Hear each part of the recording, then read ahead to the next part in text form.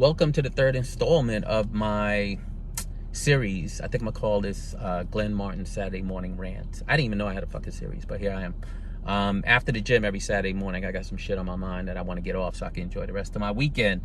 So this week, I'm gonna talk about a tweet that I did. I did a tweet this week by a dude who's formerly incarcerated that wrote an op-ed about his trip to Europe to visit prisons and some of the elements of their prison system that he wanted to see here. He did more time than me, a lot more time than me. So I posted it, but I've been in the nonprofit space for years, and I know that the absolutists, the abolitionists, the purists, the people that have no room for the idea that you can have a vision, but you need some steps to get there. I knew they were going to weigh in. So I was like, yo, hold off on the woke shit until you read this dude's op-ed.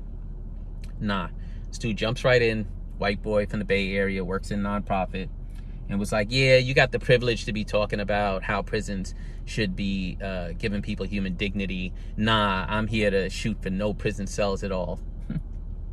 Bitch, first of all, I'm not sure I know many people, maybe a small number of people, that has done the amount of work that I've done to liberate people and to get people out of prison. I know a small handful of people that really has been fully committed for a really long time and done the work.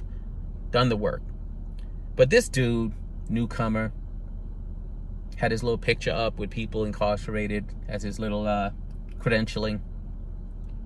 Got the nerve to call me privileged. So I figured I'd start out sitting in my $100,000 car this weekend, privileged that I am, and give my opinion about his statement. I am privileged. I've been privileged all my life. We all have some level of privilege. I'm a light-skinned black man. That light skin alone gives me privilege. The $2 million I grossed last year between my two businesses, that gives me privilege. The ability to have two places to live in the United States, that gives me privilege. But motherfucker, let me tell you how I started out before I get to what I do with my privilege. 16 years old, at Rikers, stabbed 4 times. Then 6 years in prison. Then working in nonprofit, making $16,000 a year and owing $83,000 in fines, fees, and restitution. Then spending 17 years in the nonprofit space, working with others to build a movement, only to ultimately get kicked out of the space with no fucking due process.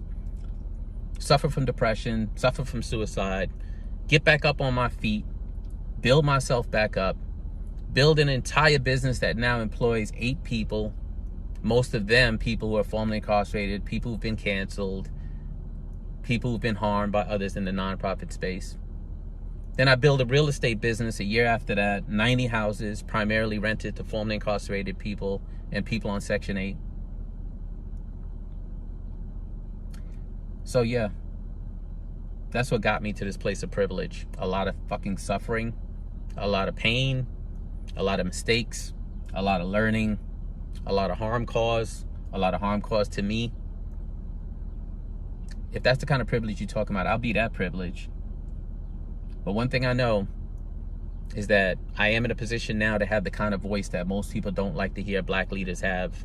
I'm not reliant on any one person for my income.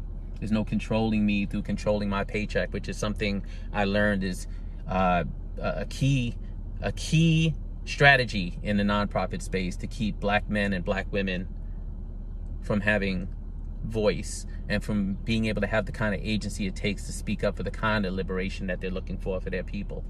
And this guy coming in on my tweet and name calling was an example of that. It was an example of someone trying to shut me down by accusing me of being something that's supposed to be shameful. Except, guess what, bro? I don't do shame. I don't do toxic shame. I don't do shame. I don't allow other people to decide how I'm going to feel about myself. That's the old Glenn. You late. You late, bro. So you know what? That's my rant. That's my... I don't even know what kind of fucking problems I'm solving with these rants, but at least I get it out my system and I get to go back to living my life. I always say, don't let nobody steal your rainbow. I'm not going to let this motherfucker steal my rainbow. And you guys have a good weekend. Don't let anybody steal your rainbow. Peace.